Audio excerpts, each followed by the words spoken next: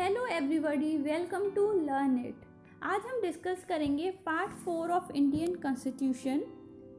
Part 3 यानी कि fundamental rights ये हम कंप्लीट कर चुके हैं। इनको देखने के लिए आप हमारे चैनल पर विजिट कर सकते हैं। वीडियो स्टार्ट करने से पहले हमारे चैनल को सब्सक्राइब कर लीजिए और अपने दोस्तों को शेयर कर दीजिए। Directive principle of state policy, इसको शॉर्ट में DPSP भी बोलते हैं। इसमें आर्टिकल 36 से 51 इंक्लूड हैं। DPSP है क्या है? It is the duty of the state to be kept in mind of DPSPs while framing law and policy to establish a just society in the country। DPSP एक तरह की duty है state की, तब भी वो कोई भी लॉ फ्रेम करे या पॉलिसी बनाए तो इन DPSP को उसे दिमाग में रखकर ही कोई लॉ या पॉलिसी फ्रेम करनी होगी। या फिर DPSP को हम सिंपल मीनिंग में समझें तो ये एक तरह का एम है स्टेट का, जो कि उसे अचीव करना है। ये एक तरह की गाइडलाइन है जो सेंट्रल और स्टेट गवर्नमेंट को दी जाती है कि तब भी वो कोई भी लॉ पॉलिसी बनाए तो इनको ध्यान में रखें। ये इसलिए किया जाता है ताकि कंट्री में इकोनॉमिक और सोशल डेमोक्रेसी इस्टेब्लिश की जा सके। ये जो DPSP जो हैं ये इन्फोर्सेबल हैं, नॉन इन्फोर्सेबल हैं। क्योंकि इनको कोई फोर्स नहीं कर सकता कि आपको करने जैसा फंडामेंटल राइट में होता था। इसमें ऐसा नहीं है। ये स्टेट की मॉरल ऑब्लिगेशन है कि वो इसको फॉलो करे DPSPs को, इसलिए इसको इंस्ट्रूमेंट ऑफ इंस्ट्रक्शन बोलते हैं कि एक तरह का इंस्ट्रक्शन प्रोवाइड करती है। अब DPSP को हम अच्छे से तभी समझ पाएंगे, पहले हम ये देखते हैं कि फंडामेंटल राइट और DPSP में डिफरेंस क्या है। फंडामेंटल राइट में आर्टिकल 12 to 35 आते हैं, DPSP में 36 से 51 आते हैं। फंडामेंटल राइट हमारा अमेरिका से लिया गया है और DPSP इंग्लैंड कॉन्स्टिट्यूशन से लिया गया है। फंडामेंटल राइट हमारा पार्ट 3 है, DPSP हमारा पार्ट 4 है। फंडामेंटल राइट आर जस्टिकेबल, ये इंपॉर्टेंट चीज़ है आपको ध्यान देने वाली। जस्टिकेबल का मतलब ये है कि अभी आपके फंडामेंटल राइट्स अभी नेगलेक्ट किए जा रहे हैं या वायोलेट हो रहे हैं, तो इसमें फंडामेंटल राइट्स में हमने आर्टिकल 32 पढ़ा था। उसमें कुछ कॉन्स्टिट्यूशनल रेमेडीज प्रोवाइड की गई थी लोगों को, ताकि अभी रिट फाइल कर सकें, वो डायरेक्ट कोर्ट के पास जा सकें अभी उनको फंडामेंटल राइट्स के साथ उनके वायलेशन हो रहा है तो। पर DPSP में ऐसा नहीं है। इसमें बोला है non binding in nature. Non binding in nature का ये किसी से बंधे हुए नहीं है। अभी आपके DPSP वायोलेट हो रहे हैं तो कोई भी लॉ नहीं बनाया गया है उसके लिए। अभी स्टेट फेल हो जाती है कोई भी ऑब्लिगेशन फुलफिल करने में, तो आप कोर्ट के पास नहीं जा सकते।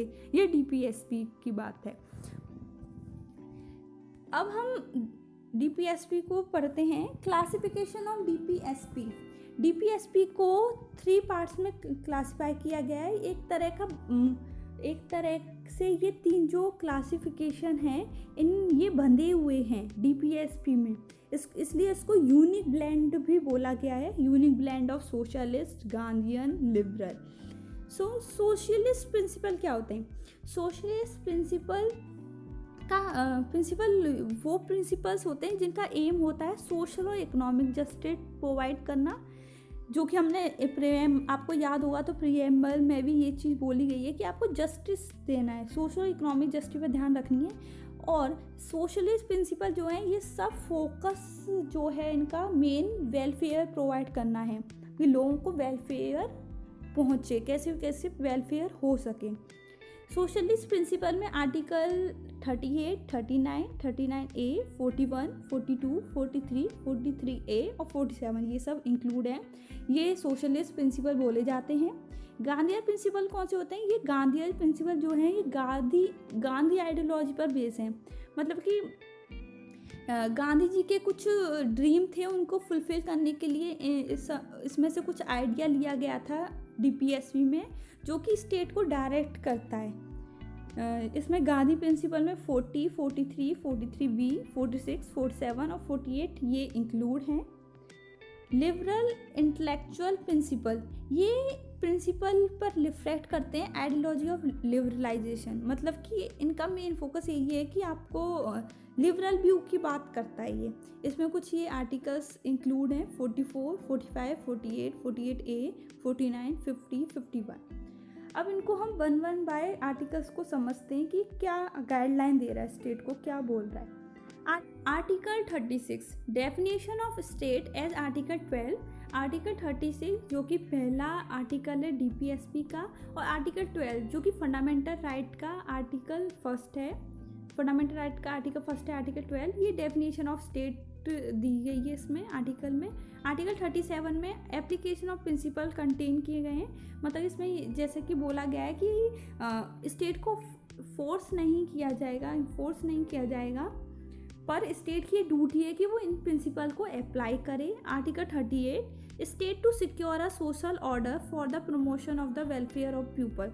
आर्टिकल 38 में बोला है कि स्टेट को सिक्योर करना है, प्रोटेक्ट करना है सोशल ऑर्डर को, ताकि लोगों का वेलफेयर हो सके, लोगों के वेलफेयर के लिए कुछ किया जा सके, उन्हें प्रमोट किया जा सके वेलफेयर को। Article 39 certain principle of policy to follow by the state. Article 39 में हमारे 5-6 क्लॉज दिए गए हैं। 39 में 39A right to educate means of livelihood for all citizen. Educate means of livelihood देनी है सारे सिटीजन्स को। 39B बोलता है equitable distribution of material resource of the community. 39C prevention of concentration of wealth, मतलब कंसंट्रेशन ऑफ वेल्थ की prevention की बात की है, मीन्स ऑफ प्रोटेक्शन की।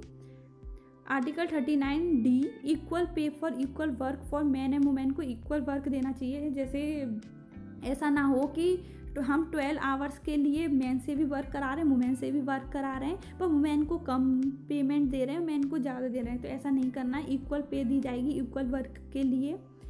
39E बोलता है preservation of the health and strength of worker and child against forcible abuse. इसमें बोला गया है कि हमें स्टेट को वर्कर की स्ट्रेंथ को भी ध्यान में रखना है कि अभी स्ट्रेंथ से ज़्यादा काम ना कराया जा रहा हो। जैसे कोई पर्सन है वो उतना ही वजन उठा सकता है, मतलब हम कोई भी लोग हैं वो उतना ही वजन उठाते हैं, उससे ज़्यादा वजन नहीं उठा सकते, तो स्ट्रेंथ का भी ध्यान देना है कि उससे ज़्यादा ऐसा काम ना कराया जा सके जो उसकी हेल्थ के लिए ख़राब है, जो उसको हेल्थ को नुकसान कर सकता है। साथ ही साथ किसी भी फोर्सफुल अब्यूज़ नहीं किया जाएगा चिल्ड्रन को। 39F में बोला है opportunity for the healthy development of children. Healthy development of children को अपॉर्चुनिटी प्रोवाइड करनी चाहिए बच्चों को, ताकि हेल्थी डेवलपमेंट हो सके लोगों का। आर्टिकल 42 अमेंडमेंट आया था 1976 में, उसमें 4 नए DPSPs इंक्लूड हुए थे। उसमें से पहला हुआ था 39A और फिर हुआ था 39F, जो कि 39F हुआ था, जो कि है children are given opportunity for the healthy development of children. Next आता है आर्टिकल 39A, ये भी हमारा 42 अमेंडमेंट एक्ट में ऐड हुआ था। Promote equal justice and free legal aid. इसमें इक्वल जस्टिस प्रोवाइड करनी है, लीगल एड प्रोवाइड किया जाएगा। इसमें क्या है कि जैसे कुछ लोग केसेस में आ जाते हैं तो उनके पास इतना पैसा नहीं होता कि वो लॉयर हायर कर सके, तो इक्वल जस्टिस हो पाए इसलिए गवर्नमेंट सरकारी वकील देती है फ्री में। Article 40 to organise village panchayat as unit of self government. Village panchayat बनानी है, नेसेसरी पावर और अथॉरिटी देनी है ताकि कोई भी सेटलमेंट हो जाए, कोई भी छोटी मोटी चीज़ हो जाए वो यहीं की यहाँ हो जाए विलेज पंचायत में। Article 41 to secure the, article 41 में सिक्योर किया गया है right to work, right to education, right to public assistant in certain case. वो सर्टेन केस कौन से हैं, जैसे कि अभी इन केस कोई अनएम्प्लॉयमेंट हो, ओल्ड एज हो, सिकनेस हो, डिसेबलमेंट हो, इन सब केसेस में ये सब सिक्योर किया जाएगा। आर्टिकल 42 बोलता है to secure just and humane condition of work and maternity leave. Maternity relief provide की जाएगी, आर्टिकल 2 में दिया है ये। Article 43 to secure work a living wage a decent standard of living social culture opportunity लोगों को दी जाएगी। साथ ही साथ इसमें कॉटेज इंडस्ट्री को भी प्रमोट करने की बात की गई है आर्टिकल 43 में। आर्टिकल 43 में 43A भी आया है। 43A ये भी नए अमेंडमेंट के साथ ऐड हुआ है 42 अमेंडमेंट में। इसमें बात की गई है कि हमें जो वर्कर का इंडस्ट्री के मैनेजमेंट में वर्कर के पार्टिसिपेशन को भी सिक्योर करना है, उनको भी करना है कि वो भी ईजिली पार्टिसिपेट कर पाएँ इन सब चीज़ों में। पार्टिसिपेट कर पाएँ। नेक्स्ट आता है आर्टिकल 43B, इसमें कोऑपरेटिव सोसाइटी को प्रमोट किया गया है। फिर आता है आर्टिकल 44, इसमें यूनिफॉर्म सिविल कोड प्रोवाइड करना है for the citizen through out the country, मतलब कि कॉमन लॉ अप्लाई होना चाहिए सारे सिटीजन पे equally. Article 45, provision for early childhood care and education to children below the age of 6 year, इसमें early childhood care करनी है और एजुकेशन प्रोवाइड करनी है, फ्री और कंपलसरी एजुकेशन प्रोवाइड करनी है। जो भी 6 ईयर से कम के बच्चे हैं, 6 ईयर से 6 साल से कम के उम्र के जो भी बच्चे हैं उनको 6 से 14 साल के लिए कंपलसरी और फ्री एजुकेशन है। नेक्स्ट आता है article 46, promote education and economic interest of the weaker section of the people specially SC और STs, इसमें ये कि इक्वल और इकोनॉमिक इंटरेस्ट जो भी वीकर सेक्शंस हैं SC ST की बात की गई है उनको मतलब प्रोमोट करना है, ताकि उन्हें साथ ही साथ ये प्रोडक्ट करना है हमें कि कोई सोशल इनजस्टिस या कोई भी एक्सप्लॉयटेशन ना हो उन लोगों के साथ। इस चीज़ की बात आर्टिकल 46 में की गई है।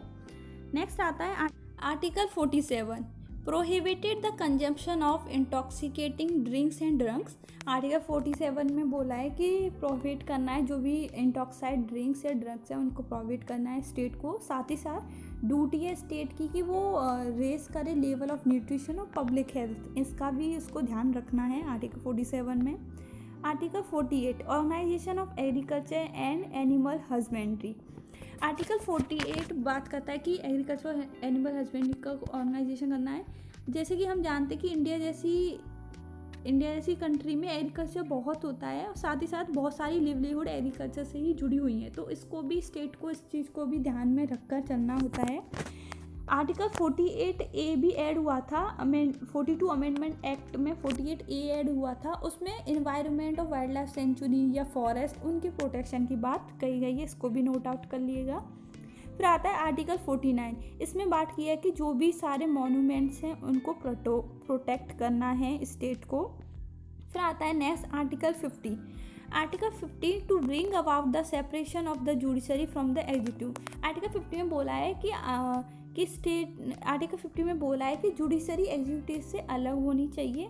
ये बात भी सही है, क्योंकि जुडिशरी एग्जीक्यूटिव से अलग इसलिए होनी चाहिए ताकि फेयर चीज़ें हो सकें। किसी की चीज़ में होगी जुडिशरी तो फेयर डिसीजन नहीं ले पाएगा, इसलिए जुडिशरी अलग ही होनी चाहिए।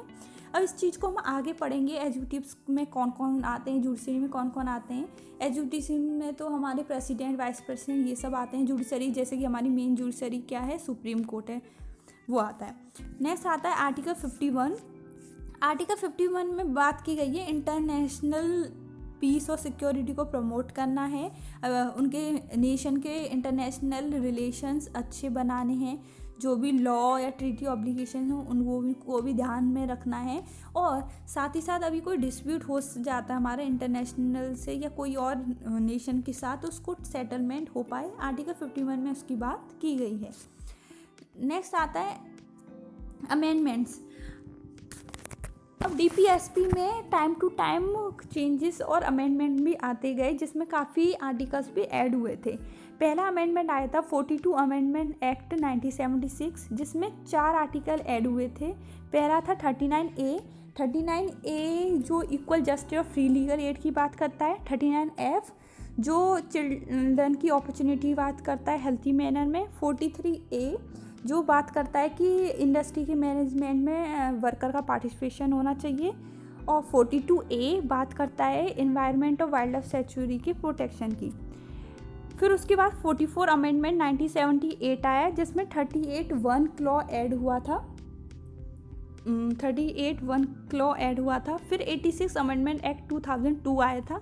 इसमें क्या हुआ था,